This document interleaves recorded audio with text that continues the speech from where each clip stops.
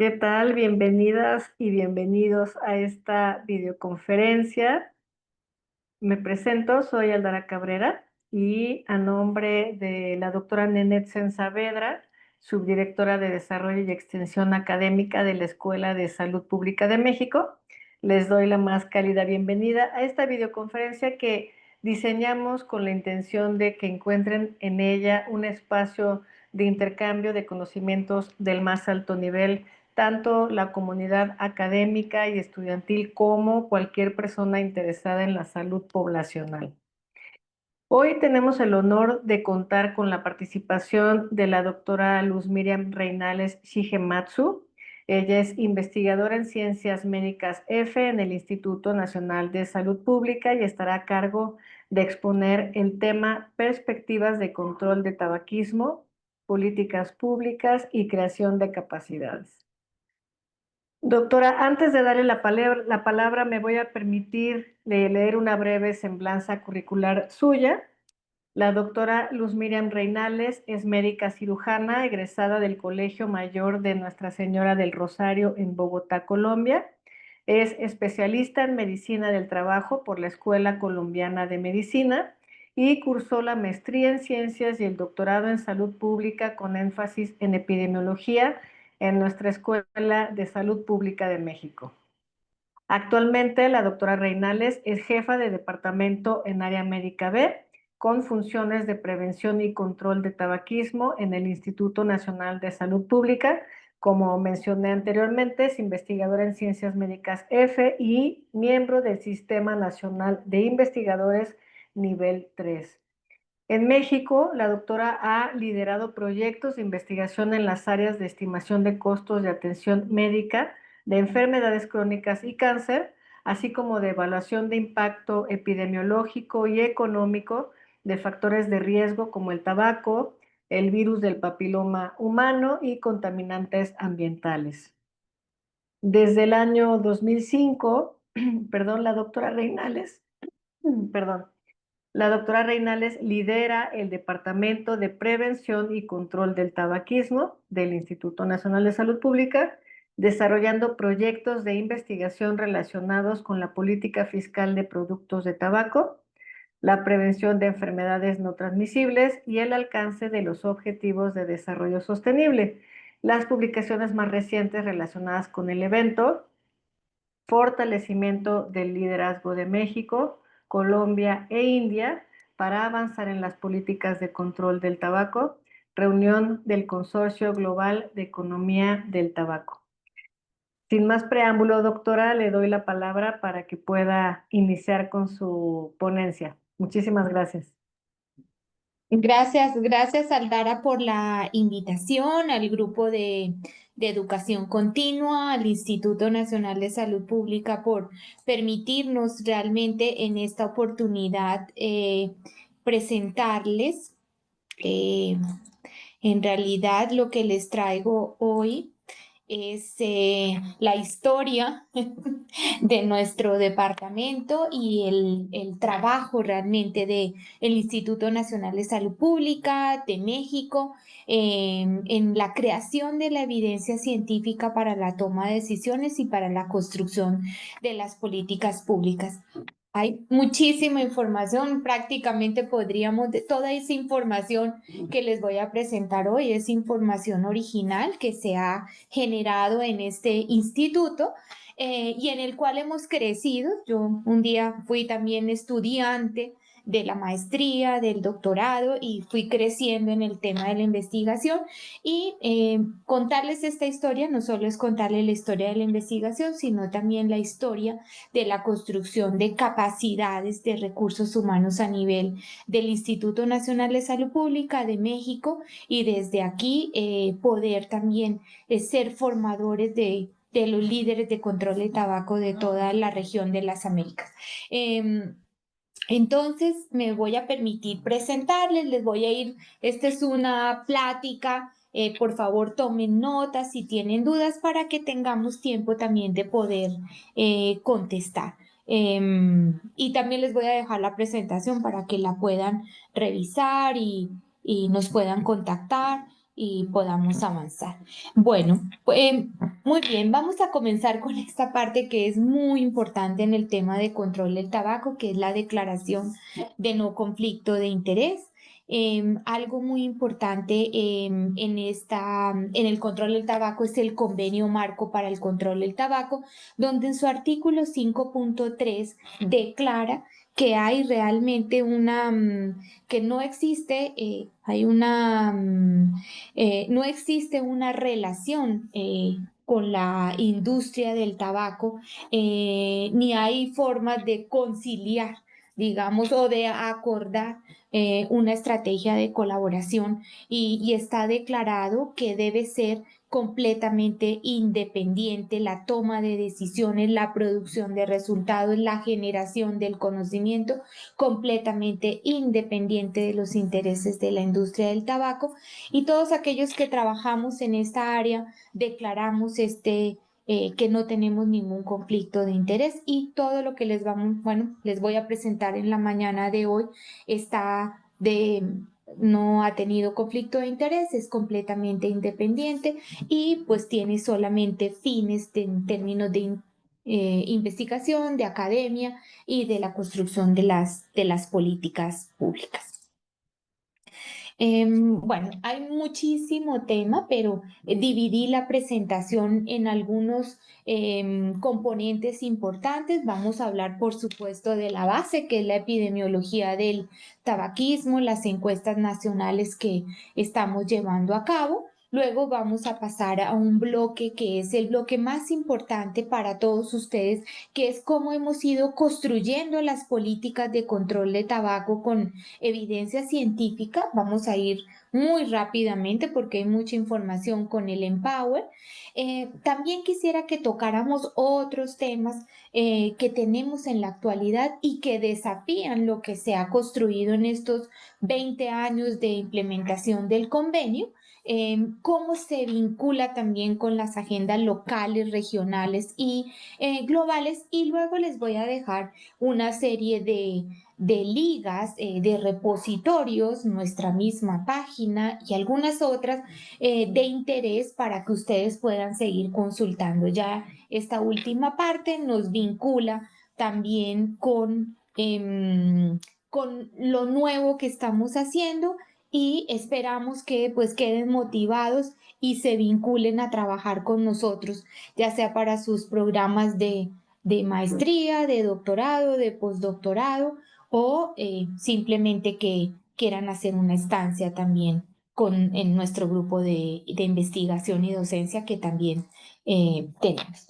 Entonces, iniciemos algo muy importante que es la epidemiología del uso del tabaco y ahora tenemos que hablar algo más del uso del tabaco y la nicotina. Me quiero enfocar específicamente en los grupos de riesgo, los grupos vulnerables sobre los cuales tenemos que seguir haciendo énfasis, la carga de la enfermedad y algo muy importante, todos los análisis de tendencia y para qué nos sirven. Entonces, pues estamos frente a la más grande epidemia que ha azotado a la humanidad desde el siglo XIX, XX, XXI. Sigue siendo todavía un factor de riesgo, es muy importante tenerlo en cuenta. Aunque ha habido muchísimos logros, continúa siendo el primer factor de riesgo prevenible y continúa siendo un problema de salud pública. Algo muy importante también en este caminar de la epidemia, el producto también ha evolucionado a través del tiempo. Entonces, si bien teníamos una epidemia que estaba más focalizada hacia el consumo de tabaco combustible, ahora vemos toda esta gran variedad. Tenemos productos de tabaco sin humo que los teníamos, pero que ahora han tomado un nuevo énfasis. Con la tecnología han aparecido los productos de tabaco calentado y tenemos toda esta nueva serie que le llaman los nuevos productos, pero que ya llevan más de 10 años en el mercado, que son los cigarros electrónicos, los vapeadores con toda esta variedad. Y pues bueno, la industria sigue caminando muy rápidamente y ahora han aparecido estas bolsas de nicotina.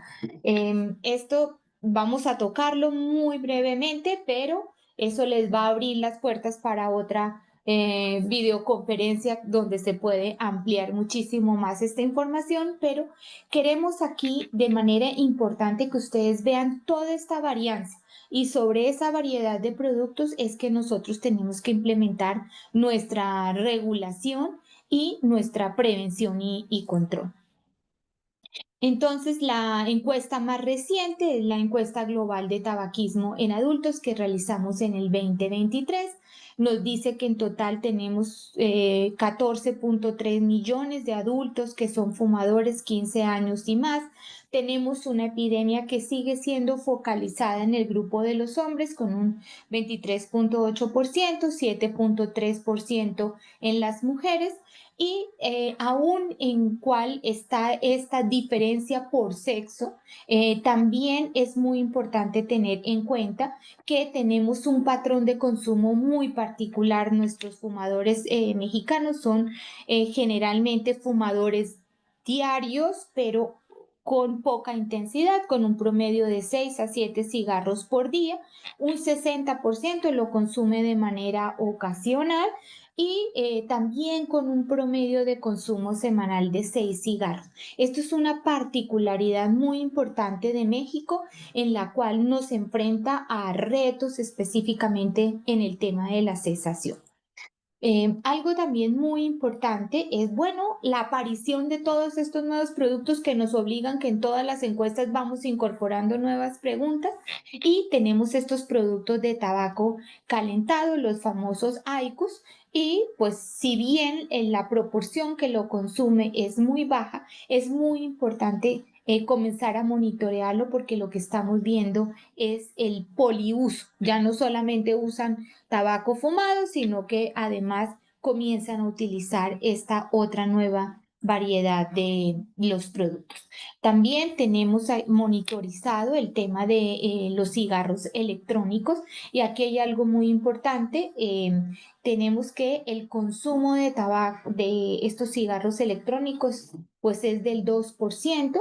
Se ve una tendencia más importante en el tema de los hombres, 3.1% comparado con el grupo de las mujeres, pero cuando lo ampliamos al grupo de 15 a 24 años vemos unas prevalencias alrededor del 4%. Entonces, es muy importante comenzar a visualizar las epidemias por grupos de edad y por grupos de vulnerabilidad. Más adelante vamos a tocar qué es lo que está implicando tener estos productos en el mercado y el reto que implica para toda la epidemia.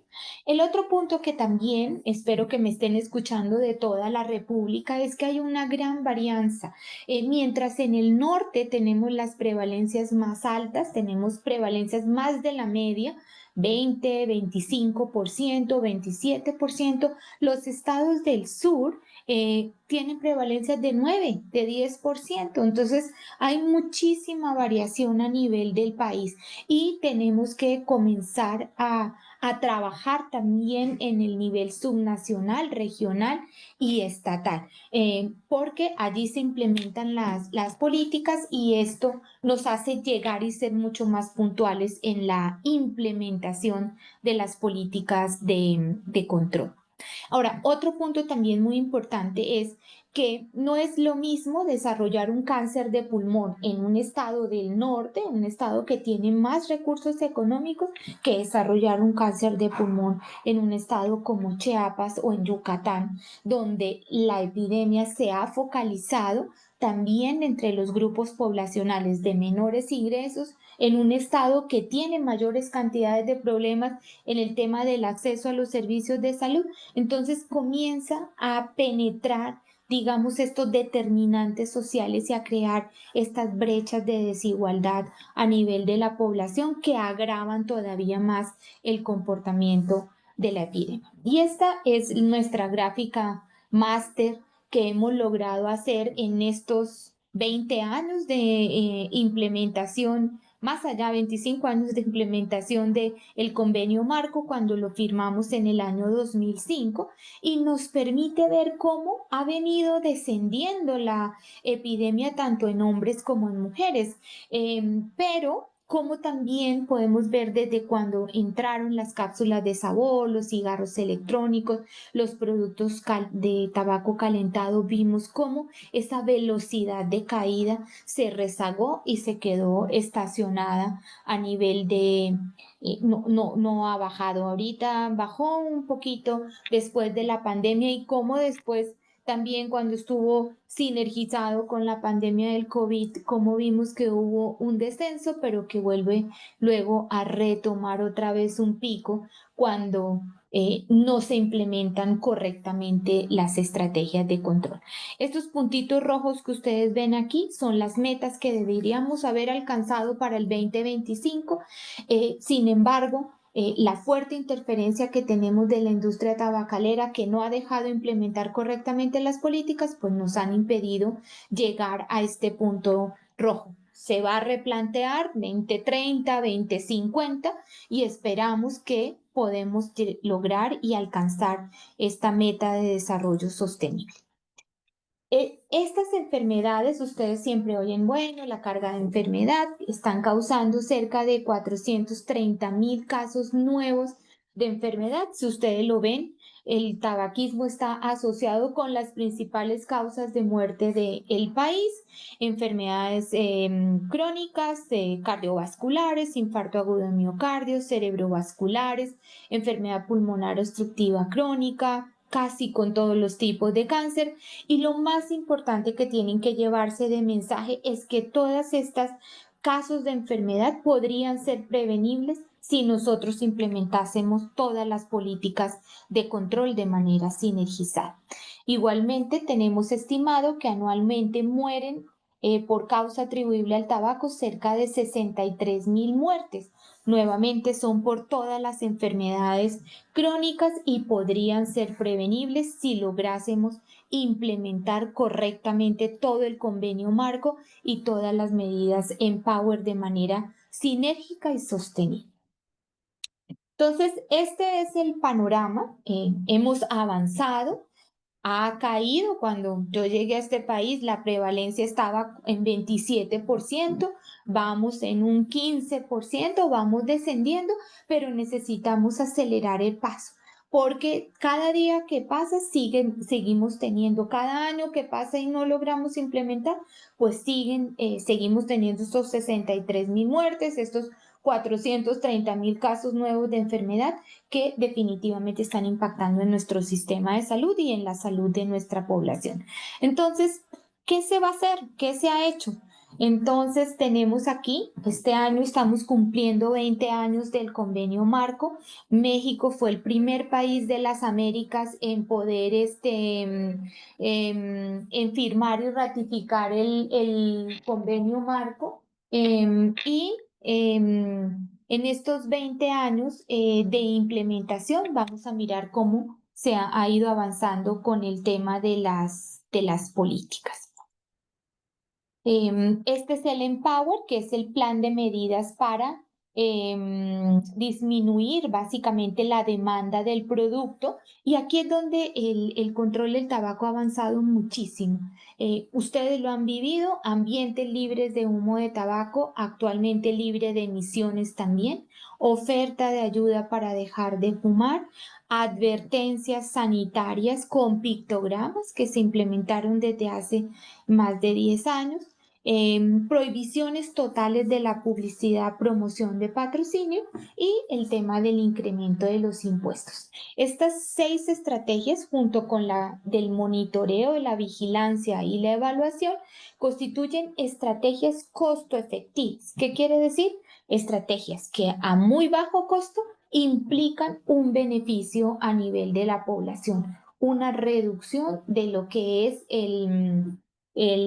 tanto el consumo como la carga de enfermedad y la carga económica derivada de esta reducción del consumo. Y aquí quiero, específicamente para los que trabajan en la salud pública, hacer mención que hacen parte de este convenio marco, que es el único convenio que se ha creado a nivel global para poder abatir una epidemia. Le da mucha solidez desde el punto de vista del marco legislativo, le da mucha solidez desde el punto de vista conceptual y de implementación. Y hay muchos países que lo han adoptado y que eso le ha permitido realmente avanzar en el control de esta epidemia. Muchas otras estrategias en el control del alcohol, en el control de bebidas azucaradas, quieren seguir este tipo de estrategias como una forma de poder implementar estrategias de salud pública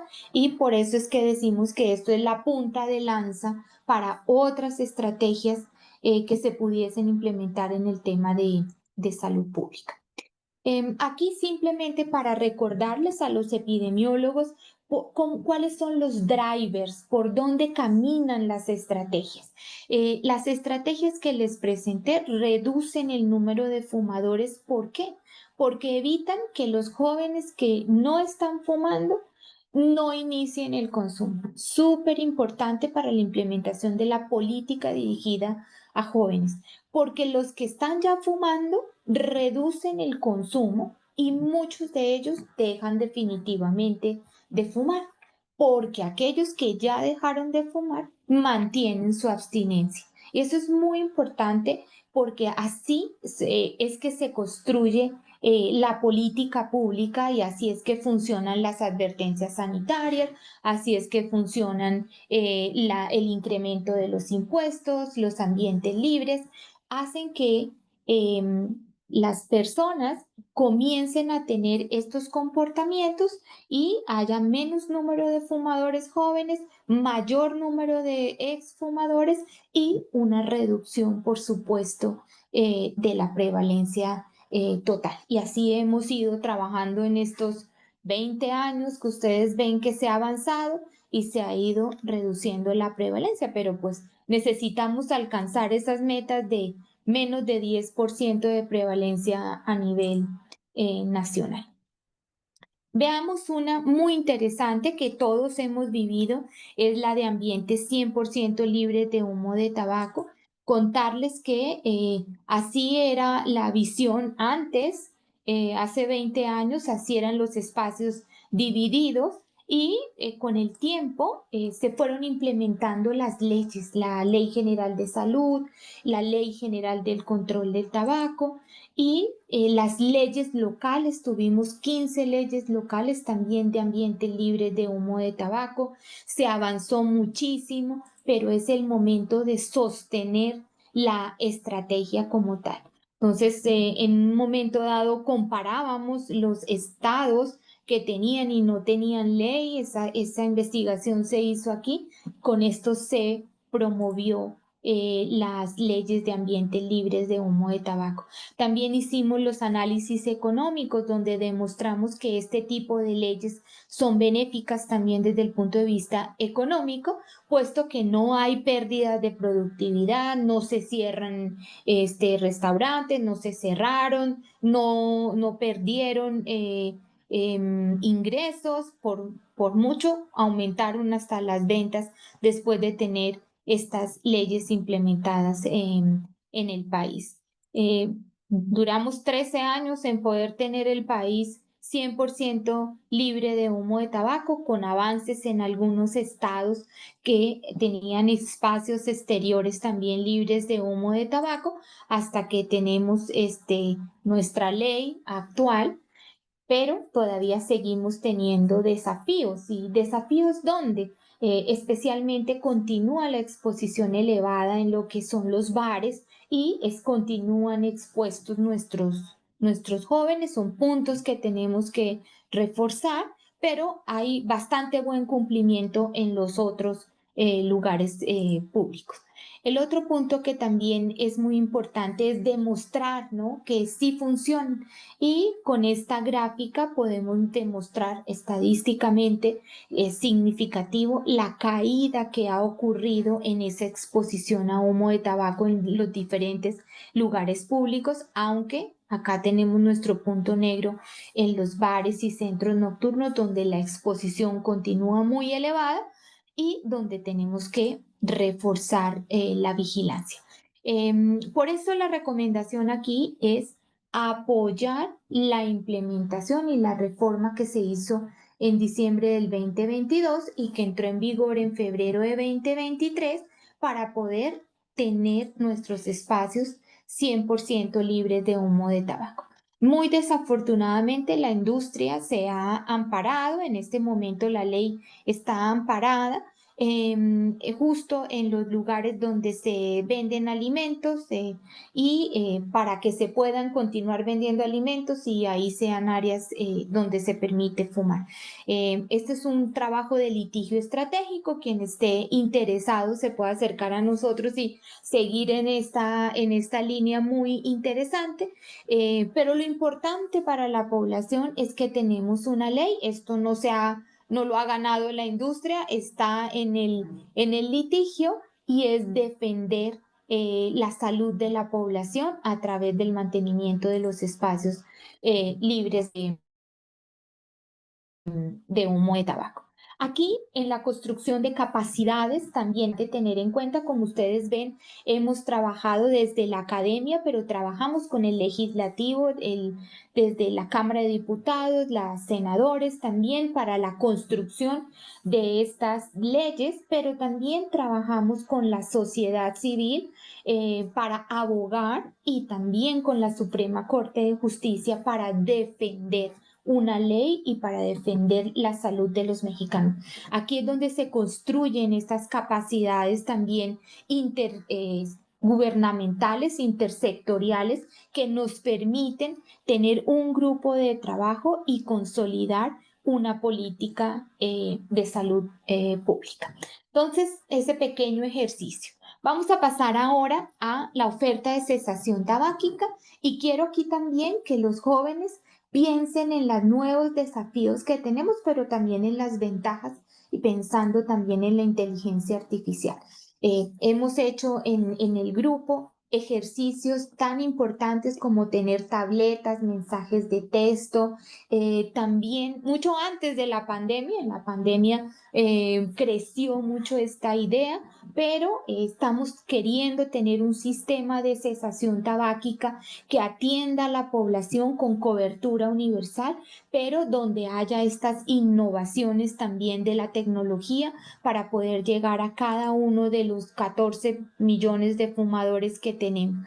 Si bien en estos 20 años ha habido un esfuerzo muy grande por capacitar a cada uno de los médicos del primer nivel de atención, todavía resta mucho de que puedan dar ese consejo médico breve a toda la población. Ahí tenemos un reto importante en nuestro sistema de salud, pero como ustedes lo pueden ver aquí, este fue un gran indicador de avance del país que venía rezagado.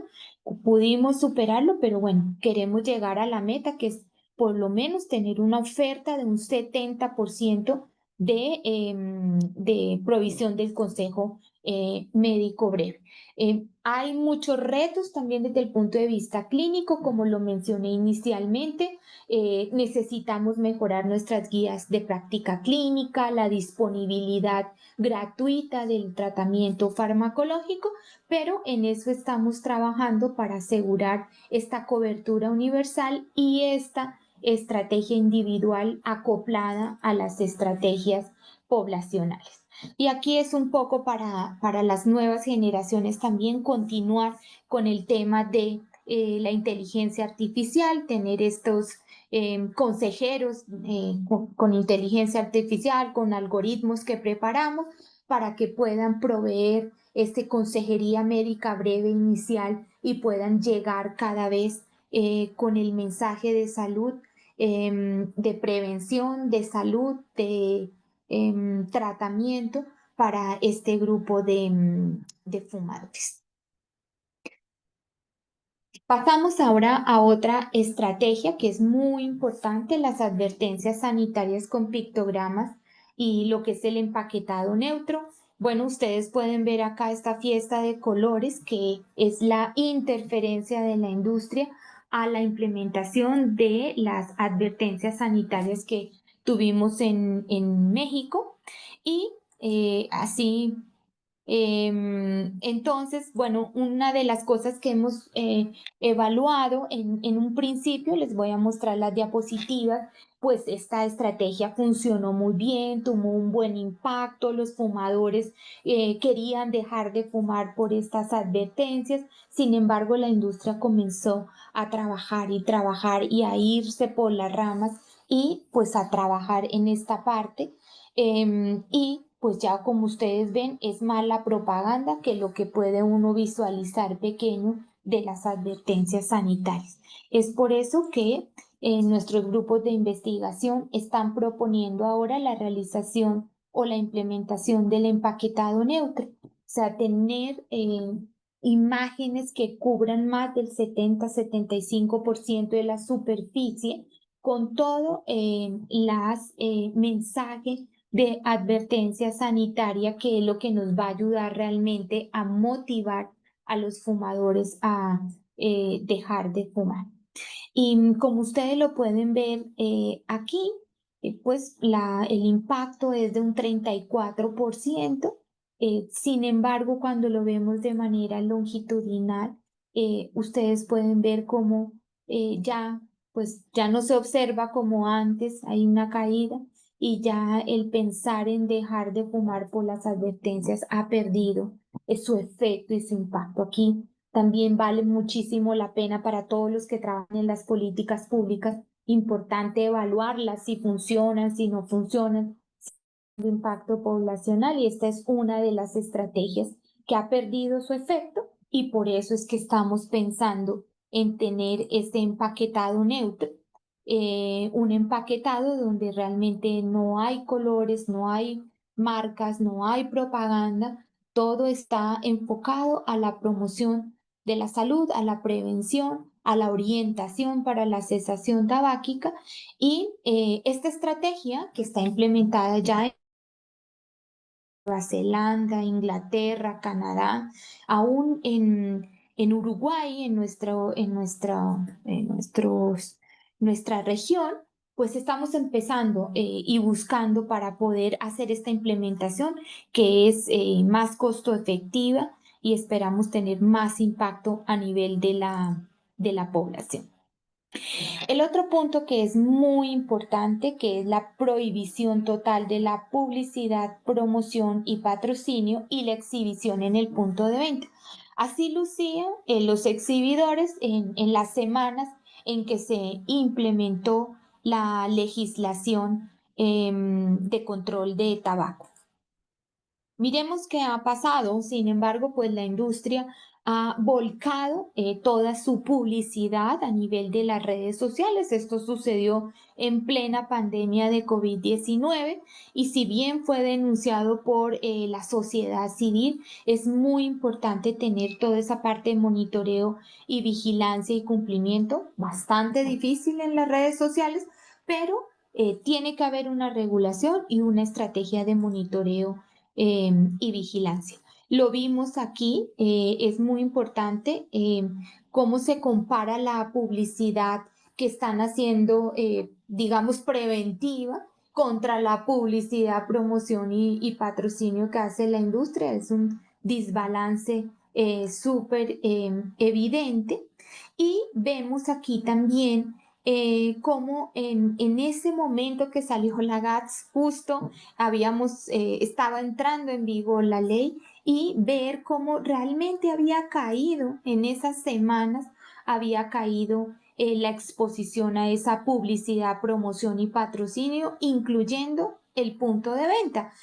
Lo cual quiere decir que sí, las personas, las poblaciones reaccionan de tipo favorablemente, pero que las reacciones de la industria pues han hecho que esto vuelva a ser otro foco de litigio y en este momento ellos ampararon la ley y como ustedes pueden darse cuenta si van a cualquier Oxxo, cómo han vuelto a explotar nuevamente todo este tema de la publicidad y ahora están desbordados porque no solamente tienen publicidad de tabaco, sino tienen de los nuevos productos que aunque están prohibidos en el país, los exhiben en los puntos de venta los productos de tabaco calentado, los cigarros electrónicos, las bolsas de nicotina, o sea, hicieron como una explosión, una reacción explosiva ante la prohibición, pues en los puntos de venta, colocando todo este tipo de productos, y es algo en lo cual tendremos que seguir trabajando. Y la última estrategia es la estrategia de la política fiscal, que es la estrategia más importante es la más eficaz, la más costo efectiva, y algo muy importante es la estrategia que impide que al subir esos impuestos, al subir los precios, impide que los no fumadores, especialmente los jóvenes, no inicien el consumo. Entonces es muy interesante en el tema de control del tabaco cómo esta herramienta, que es una herramienta económica, puede hacer o tener un efecto dentro de la salud pública. En estos, como vuelvo y reitero, el último incremento grande fue en el año 2011, luego se hizo un ajuste por la inflación en el 2019, sin embargo, no ha habido un incremento grande, por eso nuestros indicadores de monitoreo no se modificaron entre 2015 y 2023. Miren cómo prácticamente permanecieron estables sin ningún tipo de cambio, y es muy importante ahora poder promover una estrategia para el incremento de los impuestos. Volviendo a retomar este tema de la varianza que tenemos en el país, no solo de consumo, no solo de carga de enfermedad, de carga económica, hicimos unos análisis regionalizados del impacto o los beneficios que tendría subir los impuestos en el país. Y miren, la región sur fue la que realmente es la que termina siendo la más beneficiada, y donde la población fumadora, que desafortunadamente se ha focalizado entre los más pobres, pues es la que resulta más beneficiada como tal. Hemos hecho estos dos ejercicios, por eso se le llama una estrategia de ganar, ganar, porque no solamente evitaría que muertes evitadas, más de 630,000 muertes evitadas, y tendríamos, digamos que también mayor recaudación económica y ahorros también a nivel del sector salud. Tendríamos ahorros hasta con 45,000 millones de pesos en ahorros médica, y tendríamos recaudaciones de más de 16,000 millones de pesos en el siguiente periodo. Entonces, todos estos tipos de modelos de análisis los hemos desarrollado en el Instituto Nacional de Salud Pública, de tal manera que nos permita tener argumentos, datos para poder hablar con la Secretaría de Hacienda, la Secretaría de Salud, y poder decirles, bueno, vale la pena subir los impuestos porque hay ganancias en salud y ganancias económicas también. Hasta aquí estamos con el tema de las políticas de control de tabaco. Y la verdad, me he ido así rápido, pero les quiero mostrar, este es un paquete de medidas que es costo efectiva, que vale muchísimo la pena implementar, que no solo ha implementado México, nuestra región de las Américas, le quiero contar, es la región que mejor desempeño ha tenido a nivel global. Brasil a la cabeza, con todas estas estrategias de manera sinérgica.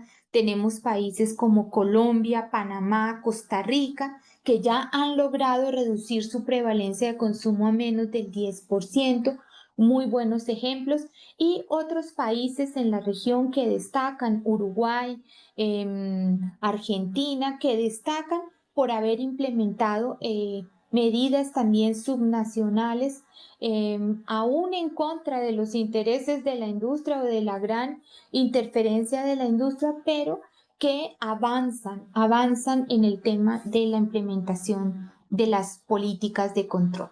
Me quiero ir ahora a los desafíos que tenemos en la actualidad y que ustedes también Si ustedes se vuelven sensibles y simplemente como ciudadanos van caminando por la calle y ven esto, pues, ¿qué va a pasar? ¿No? O sea, esa venta de cigarros sueltos, de cigarro a los menores de edad, pues son estrategias que también están en el convenio marco, pero que hacen que la oferta de este producto pues esté al alcance de todos, especialmente de quién, pues de los niños.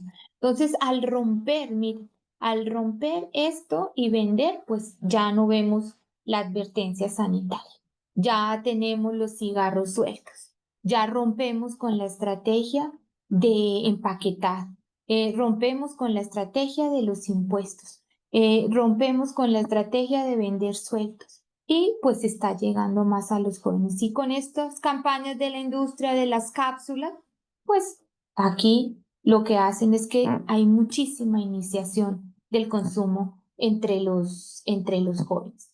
Otro punto que también es muy importante es la parte del comercio ilícito.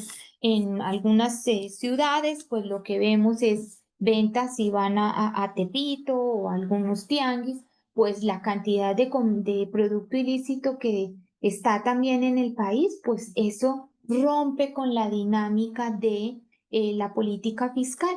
Hemos hecho 2 mediciones en el país, viendo cómo está este tema del comercio ilícito, con un incremento muy importante. Estábamos como en un 8.8%, pero ya ahora estamos casi en un 18% de comercio ilícito y México necesita avanzar firmando el protocolo y estableciendo estas políticas de control.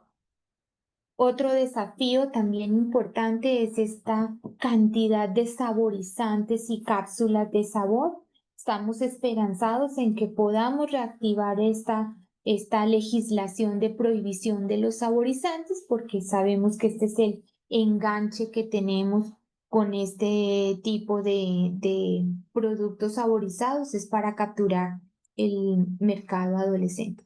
Y por supuesto, tenemos este gran desafío, que hay un gran debate, la prohibición versus la regulación estricta de los vapeadores, de los cigarros electrónicos. Por lo pronto, el país ha tomado la decisión de tener una prohibición sobre estos productos, pero es cierto también que implementar las legislaciones, ya sea una prohibición o una regulación estricta, requiere de capacidades en el país y requiere también de una decisión política institucional para poder hacer esta implementación correcta. Esto es todo, es una nueva videoconferencia y bueno, también el instituto tiene capacidades para seguir en la investigación y dando respuesta a la construcción de estas políticas públicas y de estos nuevos desafíos que estamos afrontando como tal.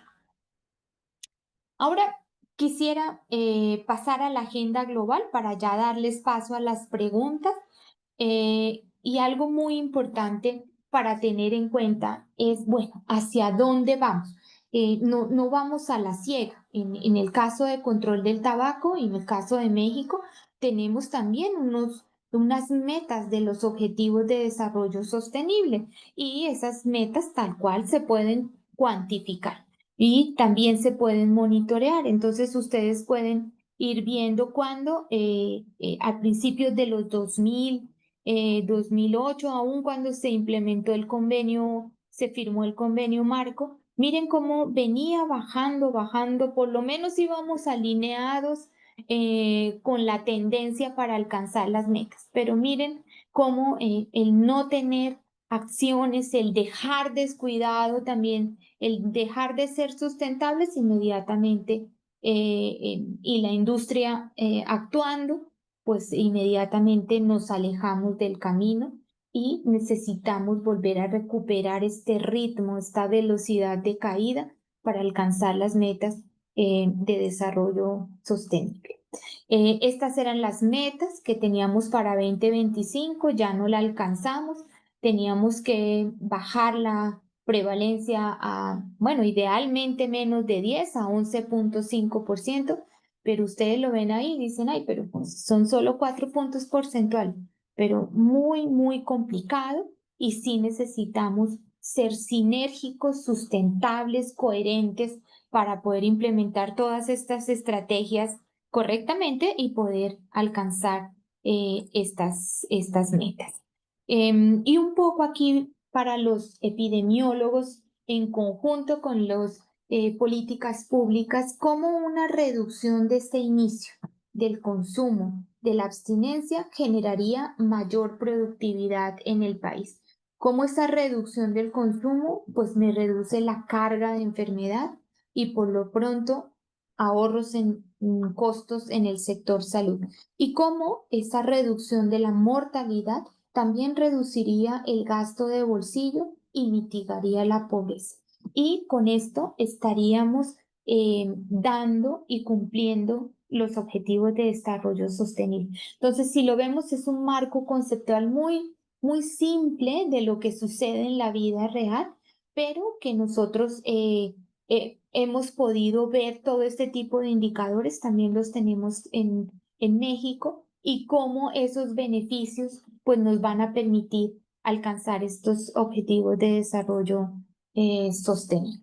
Aquí un ejemplo porque no solamente tiene beneficios en salud, tiene beneficios en términos de la pobreza, en términos de género, en términos de ambientales y en términos también de la vinculación, de esta creación de capacidades, no solamente en el tema de salud pública, sino ya en un tema de una política global. Entonces, hay también muchos manuscritos, papers, documentos que me permiten dar esta visión generalizada o esta visión global de lo que es el problema de la epidemia y también de cómo se controla una pandemia global.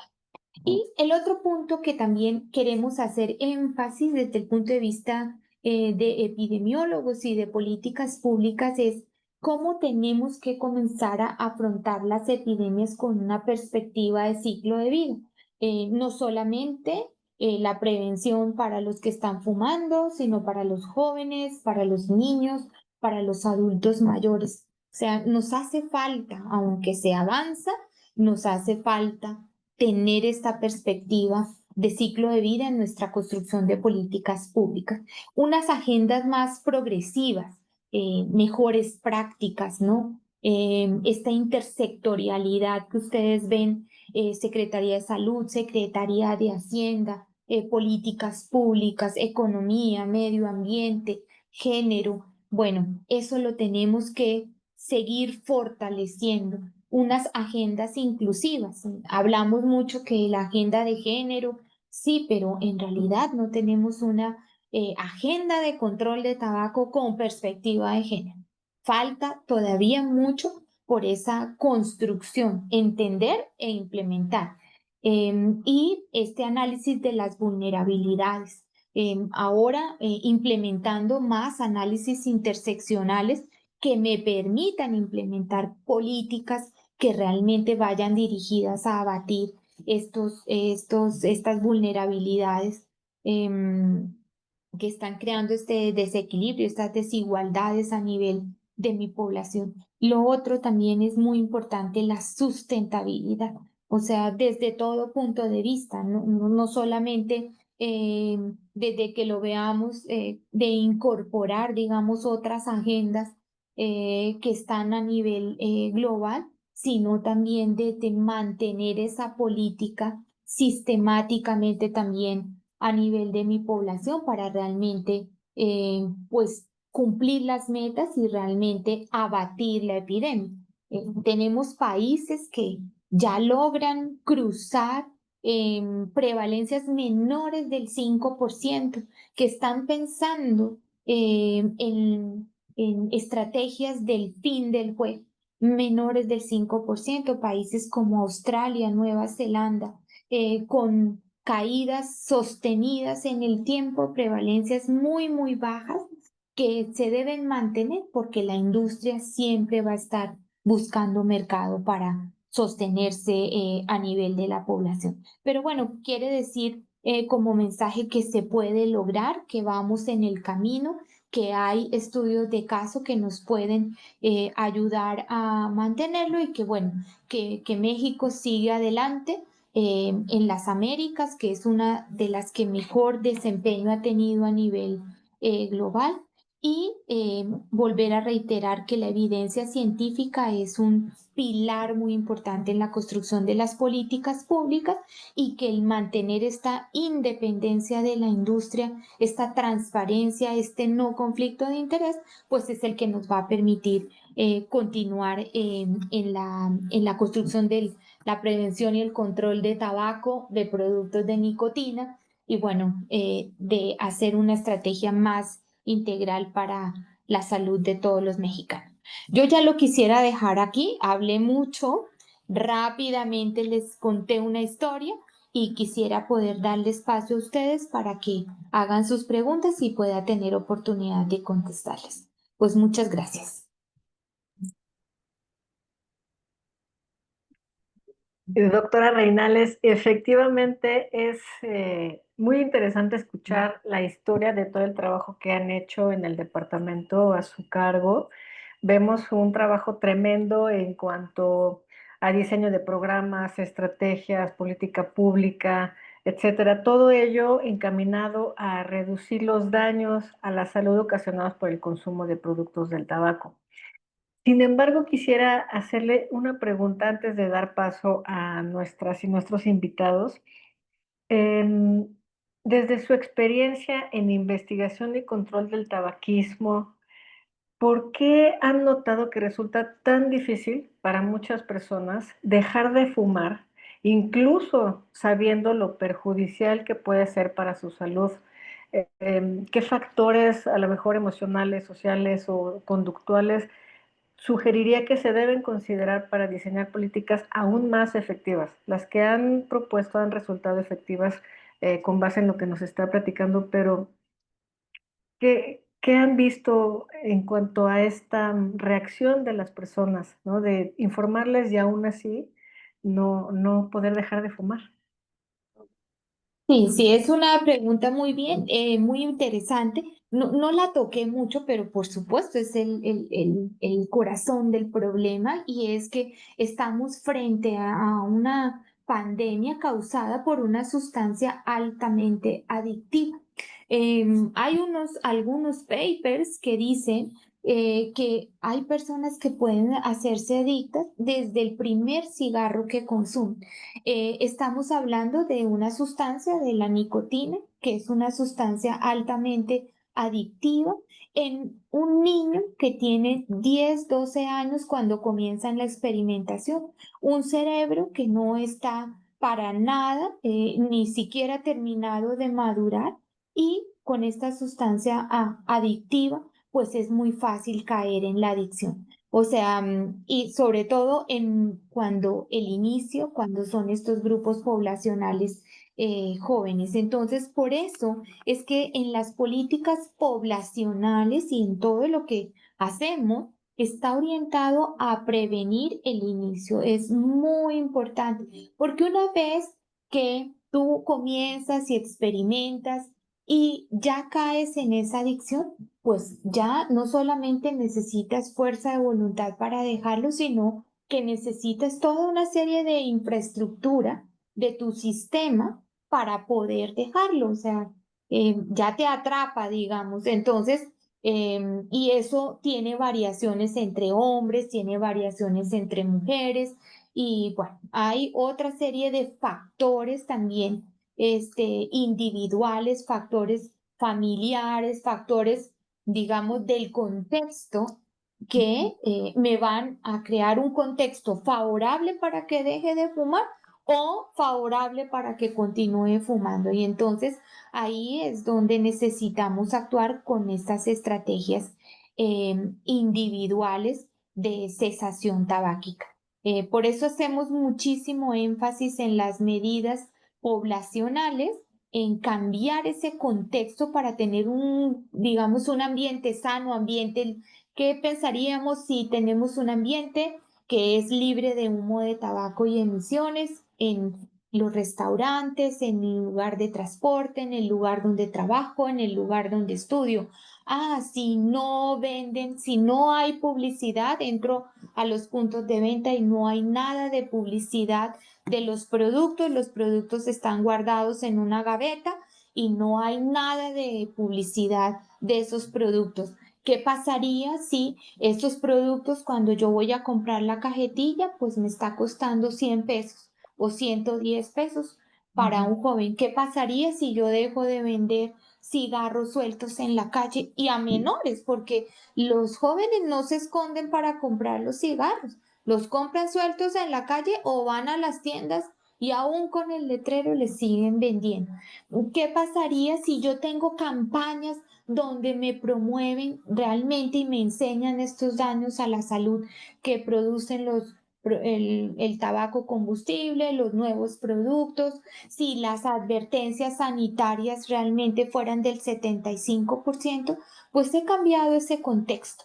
¿Qué pasaría si yo tomo esa cajetilla y llamo ese número de teléfono y está capacitada la persona que me contesta y me da un consejo médico breve y me orienta a un lugar donde me pueden ayudar a dejar de fumar? Entonces, si ustedes lo ven, si implementásemos todas estas estrategias de manera sinérgica, realmente estaríamos evitando la iniciación y el consumo.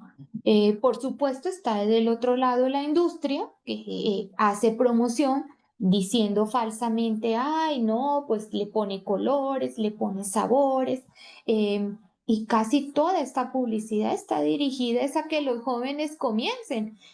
Toda esta publicidad que hay ahora en Internet con los youtubers, con todos los que están en, en Internet haciendo su propia publicidad, pues eso hace que malamente los chicos caigan con ideas falsas y caigan en este proceso de adicción, y una vez caen en ese proceso de adicción también pues el consumo prolongado pues hace que se desarrollen las enfermedades crónicas. Entonces hay un tema muy importante, es un tema de base, que estamos hablando de una sustancia altamente adictiva, eh, que es legal, pero que se tiene que regular. Qué importante es la comunicación, el trabajo en cooperación, etcétera, para abordar esta epidemia, como bien lo ha mencionado usted. Invitamos a nuestras y nuestros, las personas que están conectadas a esta videoconferencia, que envíen, aprovechen la presencia de la doctora Reinales en esta videoconferencia y hagan las preguntas que tengan ahí en el tintero, que manifiesten sus inquietudes. Aprovechemos este espacio. Mientras recibimos preguntas por parte de nuestra audiencia, voy a aprovechar para hacerle una siguiente pregunta relacionada con esto que acaba de mencionar. Retomando un poco también el título de esta videoconferencia, ¿cuál consideraría que es el papel más estratégico que puede asumir la academia, particularmente el Instituto Nacional de Salud Pública, en la creación justamente de capacidades para influir en la política pública de salud como estas de control de tabaco? Sí, es una buena pregunta y mira que no lo toqué.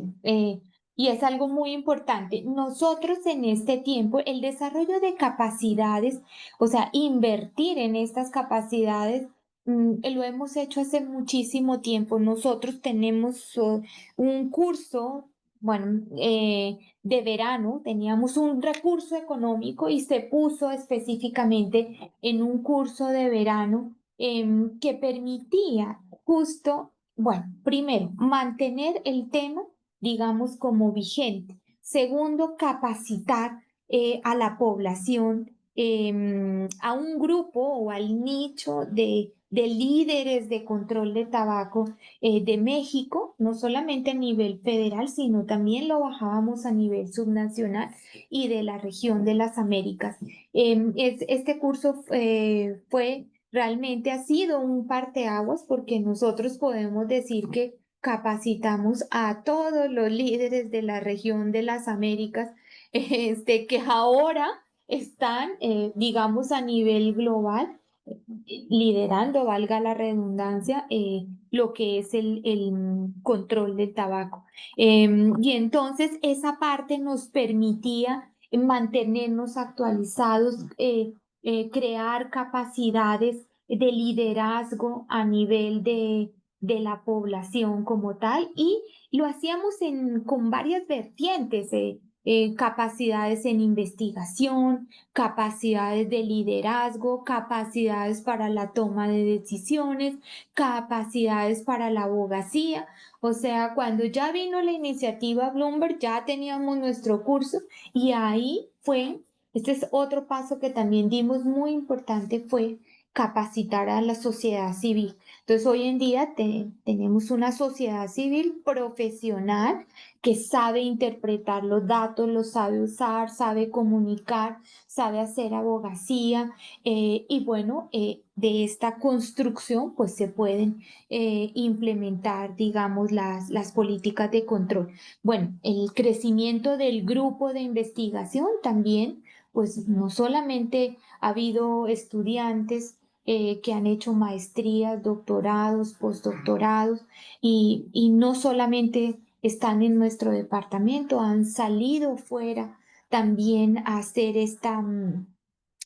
pues a seguirse formando, y también a seguir ampliando el área de conocimiento que hoy en día pues comenzamos en el tema de tabaco, pero que ya se proyecta este grupo de investigación y docencia hacia el uso de sustancias en los temas de alcohol, en los temas de drogas.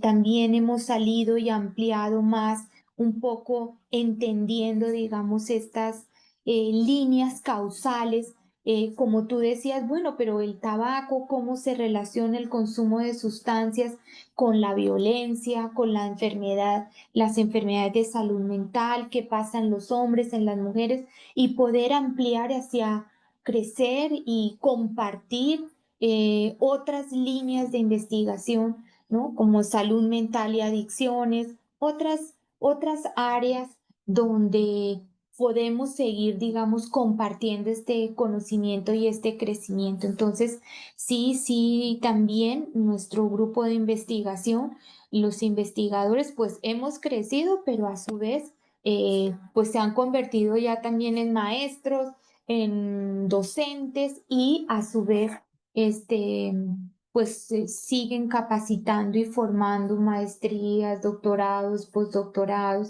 postdoctorantes, y pues abriendo camino en muchas áreas de sublíneas, muchas áreas. Como ustedes pueden ver, aquí hay muchísimo trabajo por delante, y seguir creciendo. Otra área que también ha crecido mucho en nuestra parte es en las áreas de economía, por ejemplo, ha crecido muchísimo.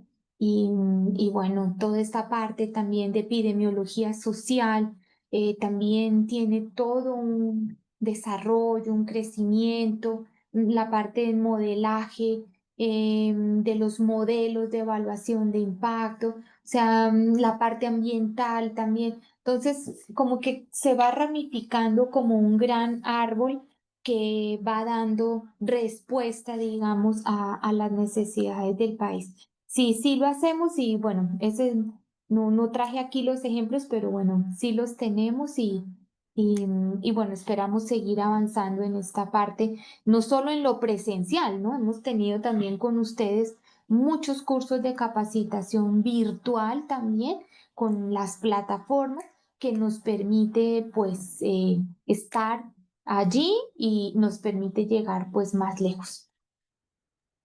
Muchas gracias, doctora. Como bien dice, necesitaríamos organizar próximas videoconferencias para cada una de las áreas que aborda esta línea de investigación tan interesante y tan exitosa a lo largo de tantos años. No quiero acaparar, yo tengo muchas preguntas que hacerle, pero déjeme verificar si tenemos por aquí algún comentario o pregunta. A ver, tenemos un comentario de Sergio. Él menciona y dice, muy importante lo que comparte la doctora, realizar un abordaje donde considere factores como la discriminación, el estrés y cómo se relaciona con el consumo de sustancias en grupos prioritarios, pues es muy valioso, ¿no?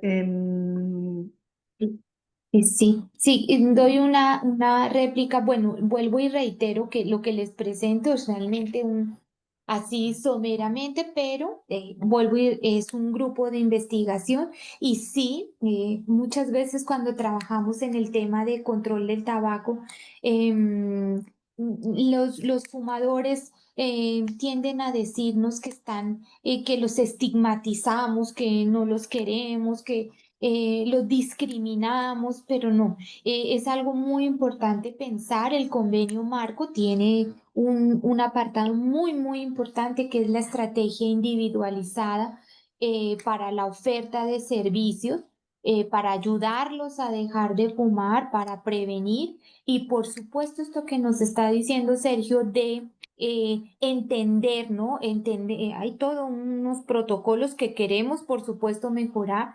para entender el tema de adicción, para entender el tema de la comorbilidad de salud mental, depresión, ansiedad, para entender temas complejos de poliusuarios también. Son temas más complejos desde el punto de vista clínico, y darle ese abordaje cognitivo-conductual, psicoterapéutico, farmacológico, inserto en el de políticas públicas. Eso también se trabaja y como el instituto, digamos, no tenemos una clínica, digamos, ese abordaje clínico, lo trabajamos también de manera muy cercana con el INER y las clínicas para dejar de fumar que hay, bueno, por lo menos las que hay en la Ciudad de México, en la UNAM, en el INER, en el INCAN, en el Hospital General, tenemos un grupo,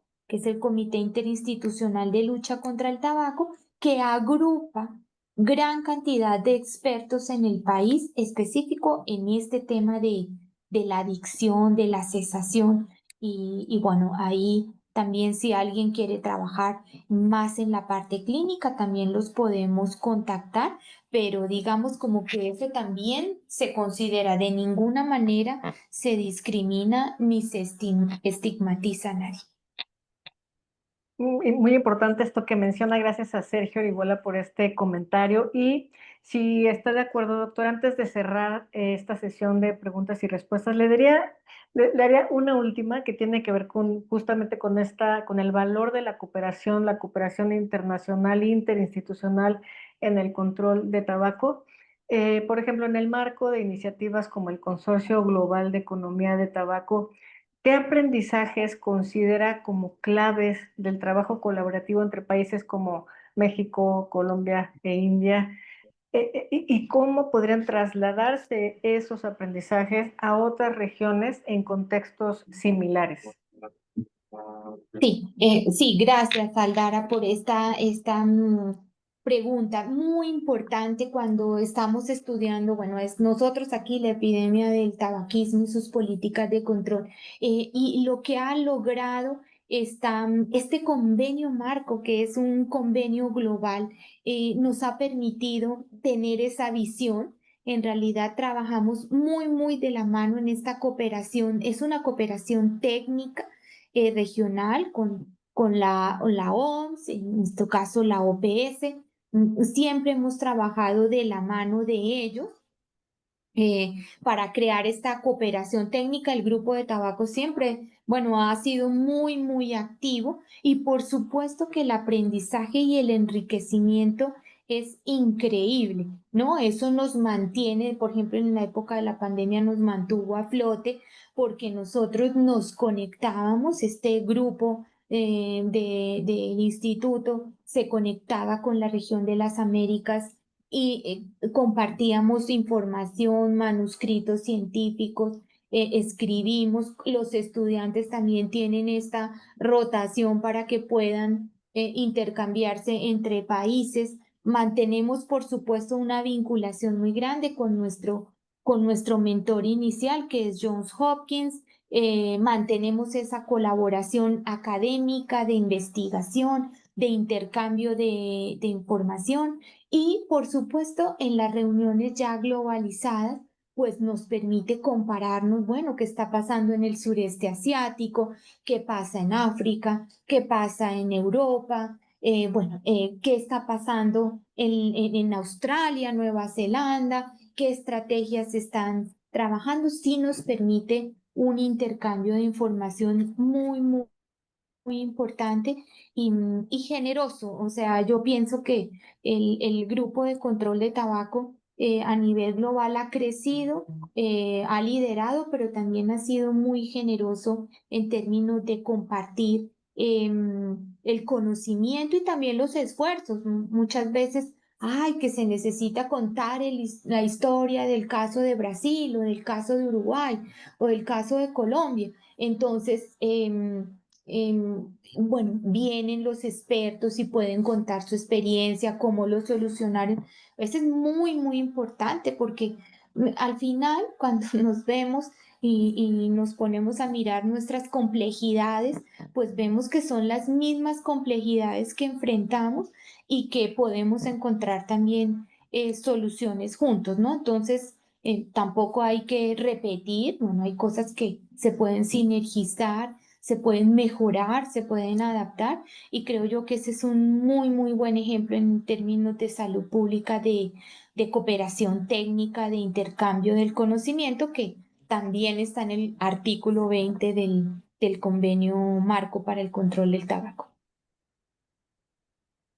Muchísimas gracias nuevamente, doctora. Gracias de verdad por estar en este espacio, formar parte de este ciclo de videoconferencias a través del cual justamente tratamos de compartir conocimiento, hacer intercambios de experiencias en la medida de lo posible.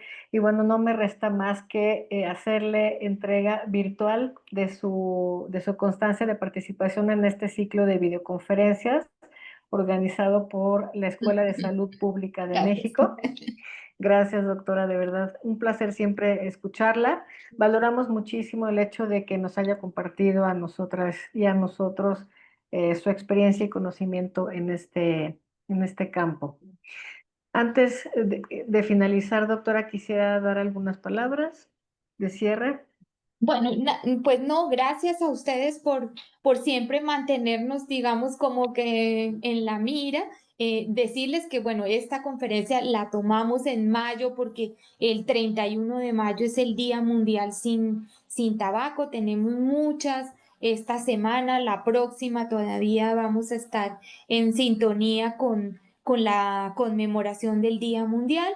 Y pues nada más decir que tenemos las puertas abiertas a quien quiera acercarse por más información y que nuestro equipo de investigadores que está en el instituto pues también está, digamos, con apertura para seguir profundizando en estos temas como el tema de los vapeadores, ¿no? El tema de salud mental y adicciones. Entonces hay más investigadores y más grupos que crecen y que estarían pues dispuestos a continuar compartiendo toda esta experiencia y esta información. Muchas gracias.